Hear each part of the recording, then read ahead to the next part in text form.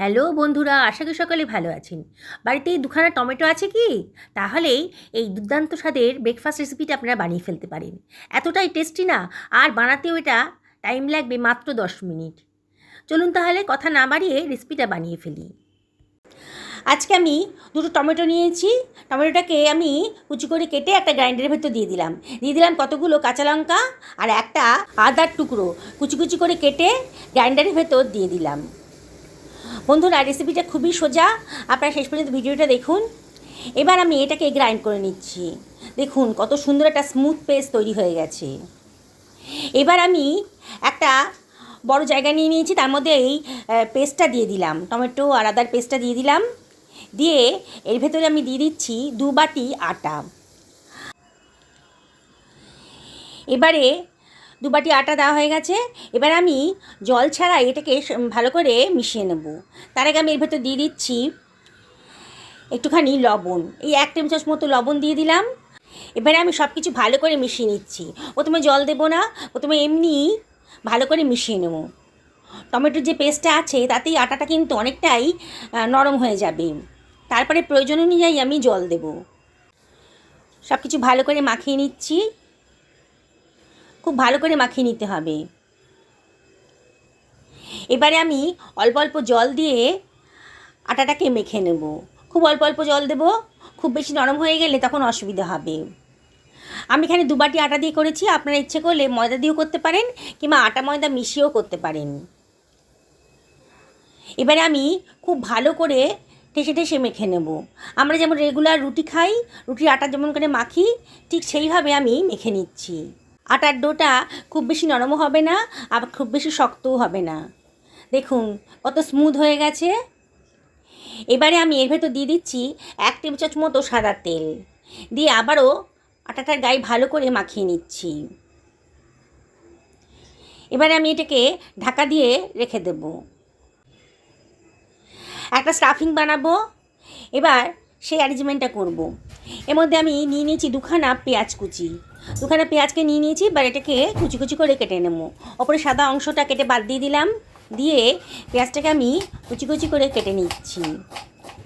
আমি যে পরিমাণ আটা নিয়েছি তাতে আমার 2খানা পেঁয়াজই লাগবে। 2 বাটি আটার জন্য 2খানা পেঁয়াজ।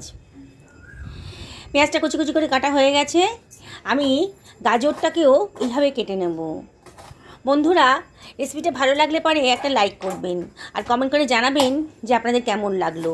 খুবই হেলদি আর টেস্টি একটা রেসিপি তৈরি হতে চলেছে।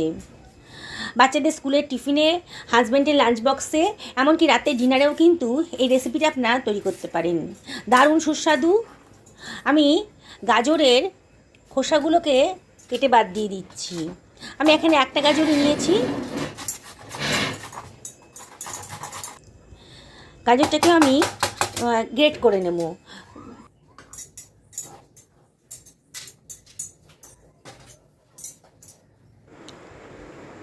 আমি 3খানা আলু আর কড়াইশুঁটি সেদ্ধ করে নিয়েছি। এটাকে আমি একটা স্ম্যাশার দিয়ে স্ম্যাশ করে নিচ্ছি। খুব ভালো করে স্ম্যাশ করে নিচ্ছি। বন্ধুরা দেখুন কতটা টেস্টি হবে, কত রকমের সবজি পড়ছে এখানে। এবার এর ভেতরে দিয়ে দিলাম গ্রেট করা গাজরটা। তার মধ্যে দিয়ে দিচ্ছি পেঁয়াজ কুচি, আর দিয়ে দেব ধনেপাতা কুচি। অনেকটাই ধনেপাতা দিলাম, খেতে ভালো লাগবে। এবারে দিয়ে দিচ্ছি কতগুলো কাঁচা লঙ্কা কুচি। লঙ্কাটা নিজেদের পছন্দ মতো দেবেন, বাচ্চাদের জন্য বানালে লঙ্কাটা অ্যাভয়েড করবেন। দিয়ে দিলাম 1 টেবিল চামচ মতো লবণ, আর দিয়ে দিচ্ছি 1 টেবিল চামচ চাট মশলা। চাট মশলা থাকলে আমচুর পাউডারও দিতে পারেন, আর তাও যদি না থাকে তাহলে একটু লেবুর রস দিয়ে দেবেন। 1 টেবিল চামচ ভাজা মশলা দিয়ে দিলাম। গোটা জিরে, গোটা ধনে আর শুকনো লঙ্কা আর গোলমরিচটাকে ড্রাই রোস্ট করে এটাকে গ্রাইন্ড করে রেখেছি। এই ভাজা মশলাটা দারুণ সুস্বাদু। যে কোনো রান্নাতে এটা দিলে পরে রান্নার টেস্টটা বহুগুণ বেড়ে যায়। আমি সব কিছু ভালো করে মাখিয়ে নিচ্ছি। বুঝতেই পারছেন আমি যে পরোটাটা বানাবো তার স্টাফিংটা তৈরি করছি। খুব সুস্বাদু হবে। স্টাফিংটা যত সুন্দর খেতে থাকবে আমার রেসিপিটা কিন্তু ততই সুন্দর আসবে। খুব ভালো করে আমি মাখিয়ে নিচ্ছি। একটু ধৈর্য ধরে খুব ভালো করে মাখিয়ে নিতে হবে, হাত দিয়ে মাখাতে হবে, তাহলে আরও সুন্দর টেস্ট আসবে। এটা মাখানো হয়ে গেছে। এবার আটাটাও কিন্তু অনেকক্ষণ মাখা হয়ে গেছে, দেখুন কতটা স্মুথ হয়ে গেছে আটাটা। এবারে আমি এটাকে থেকে লেচি কেটে নিচ্ছি। আমরা নর্মাল যে রুটিটা খাই সেরকমই আমি লেচি কেটে নিচ্ছি। এই রেসিপিটা আজকে তৈরি হচ্ছে একেবারে পুষ্টিগুণে ভরপুর, কত কিছু আছে এর ভেতরে। আপনারা এটা বানাবেন। যারা সবজি খেতে পছন্দ করে না, বাচ্চারা গাজর টমেটো খেতে পছন্দ করে না, তাদেরকে এটা বানিয়ে দেবেন।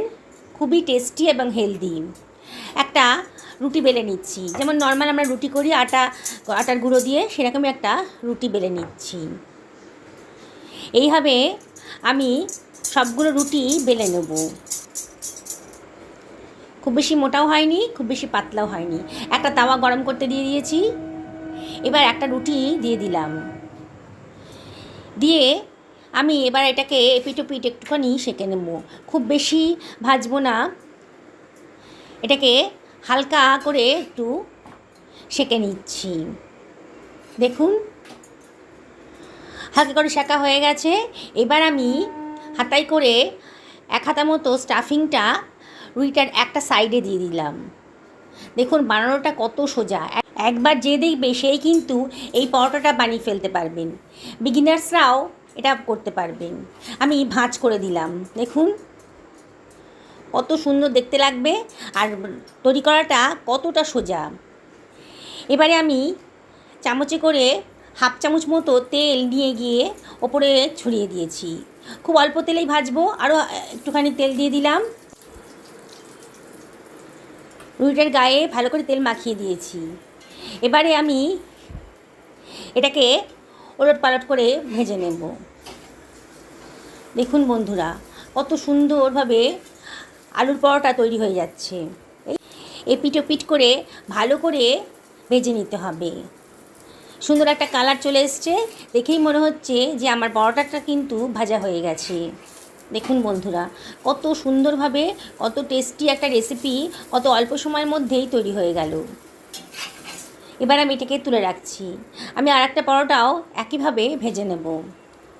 বন্ধুরা আমি আপনাদের আবার রিকোয়েস্ট করব, রেসিপিটি যদি ভালো লাগে তাহলে একটা লাইক করবেন। অবশ্যই কমেন্ট করে জানাবেন যে কেমন লাগলো আপনাদের। আর যারা আজকে আমার চ্যানেলে প্রথম দিন, তাদেরকে আমি রিকোয়েস্ট করব আমার চ্যানেলটা সাবস্ক্রাইব করার জন্যে। আর যদি আপনারা ফেসবুক থেকে দেখেন তাহলে রিকোয়েস্ট করব আমার পেজটা ফলো করার জন্যে। দেখুন আরও একটা পরোটাও তৈরি হয়ে যাচ্ছে। কত তাড়াতাড়ি আমার এই পরোটাগুলো তৈরি হয়ে যাবে, কোনো পুর বেরোনোর ঝামেলা নেই। এইভাবেই তৈরি হবে পরোটাগুলো।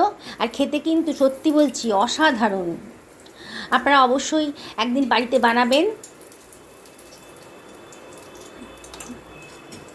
এপিট ওপিট ভালো করে তেল দিয়ে ভেজে নেব। দেখতেও যেমন সুন্দর, খেতেও কিন্তু একই রকম করে সুন্দর।